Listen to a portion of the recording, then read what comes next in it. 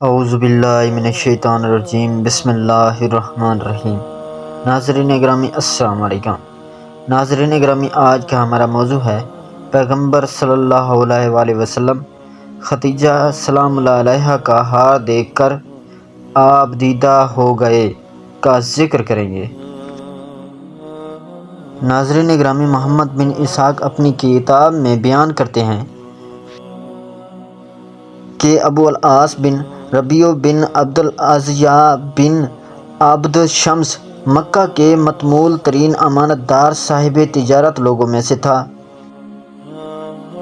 جناب ختیجۃ الکبریٰ کی بہن ہالہ کا بیٹا تھا۔ جناب ختیجہ سلام اللہ علیہ کے کہنے پر پیغمبر اسلام صلی اللہ علیہ وسلم نے اس کا نکاح اپنی ربیبہ زینب کے ساتھ کر دیا، اور یہ نکاح نزول وحی بعثت سے پہلے ہوا تھا۔ جب پیغمبر اسلام صلی اللہ علیہ وسلم مبعوث برسالت ہوئے تو جہاں جناب ختیجہ سلام اللہ علیہ آپ صلی اللہ علیہ وسلم پر ایمان لے آئیں اور آپ کی نبوت کی تصدیق کی، وہاں آپ صلی اللہ علیہ وسلم کی ربیبہ بیٹیاں بھی ان حضرت صلی اللہ علیہ وسلم پر ایمان لے آئیں اور آپ کے دین کو قبول کر لیا، لیکن ابو العاص اپنے شرک پر باقی رہے۔ ناظرین اکرامی، آپ صلی اللہ علیہ وسلم کے اعلان رسالت کرنے کے بعد آپ کی قوم نے آپ کو چھوڑ دیا اور آپس میں ایک دوسرے سے کہنے لگے، تم نے محمد صلی اللہ علیہ وسلم سے جو رشتے ناطے جوڑے ہیں وہ سب توڑ دو اور ان کی لے پالک بیٹیوں کو اپنے گھروں سے نکال دو۔ چنانچہ وہ ابو العاص کے پاس گئے اور کہنے لگے کہ تم اپنی بیوی کو چھوڑ دو۔ خاندان قریش میں جہاں تم کہو گے ہم تمہاری شادی کر دیں گے، لیکن اس نے انکار کر دیا اور کہنے لگا، میں اپنی بیوی کو نہیں چھوڑوں گا، مجھے تمہارے کسی رشتے کی ضرورت نہیں ہے۔ ناظرین گرامی، جب جنگ بدر ہوئی اور مشرکین قیدی بنائے گئے، ان جنگی قیدیوں میں یہ ابو العاص بھی شامل تھا۔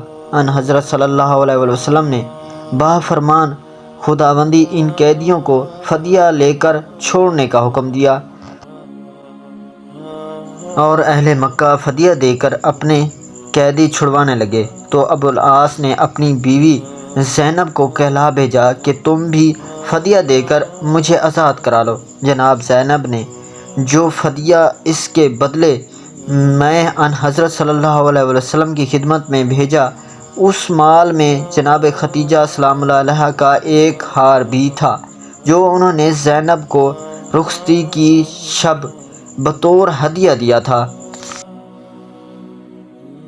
جب یہ مال ان حضرت صلی اللہ علیہ وسلم کی خدمت میں لایا گیا اور آپ کی نظر اس ہار پر پڑی تو آپ کی آنکھوں سے آنسو جاری ہوئے، اور آپ نے مسلمانوں سے کہا، اگر تم مناسب سمجھو تو ابو العاص کو بغیر فدیے لیے آزاد کر دو اور یہ مال زینب کو واپس کر دو۔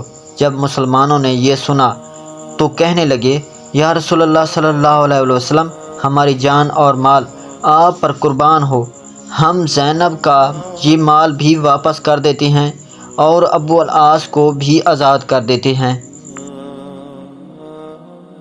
ابن ابی ہدایت شرح نہج البلاغہ میں لکھتے ہیں، جب میں نے یہ روایت اپنے شیخ استاد ابو جعفر یحییٰ بن زید کے سامنے بیان کی تو وہ کہنے لگے، کیا ارباب حکومت ایسا کر سکتے تھے کہ فدق فاطمہ زہرا سلام اللہ علیہ کو واپس کر دیتے اور سیدہ زہرا سلام اللہ علیہ کے دل کو مسرور کر دیتے، مسلمانوں ہی سے سیدہ سلام اللہ علیہ کے لیے اجازت مانگ لیتے؟ کیا سیدہ سلام اللہ علیہ کی منزل پیغمبر صلی اللہ علیہ وسلم کے ہاں زینب سے کم تھی، جبکہ وہ تو سیدۃ النساء العالمین تھی؟ یہ تو اس صورت میں ہے کہ فدق سیدہ سلام اللہ علیہ کا حق ثابت نہ ہو، نہ از روائے بخشش و ہبہ اور نہ از روائے میراث و وراثت، تو کیا جنگی قیدیوں کا فدیہ مسلمانوں کا حق نہیں ہوتا؟ اگر وہاں مسلمان اپنے حق سے دستبردار ہو سکتے ہیں تو یہاں کیوں نہیں ہو سکتے؟ مسلمانوں نے فدیہ بھی واپس کر دیا اور ابو العاص کو بھی آزاد کر دیا۔ بس ان حضرت صلی اللہ علیہ وآلہ وسلم نے ابو العاص سے کہا، دیکھو تم مشرک ہو، اپنے شرک پر قائم ہو، جبکہ زینب اسلام لا چکی ہیں۔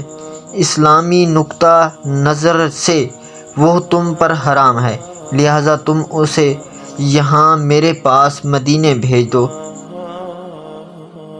اس پر وہ آمادہ ہو گیا۔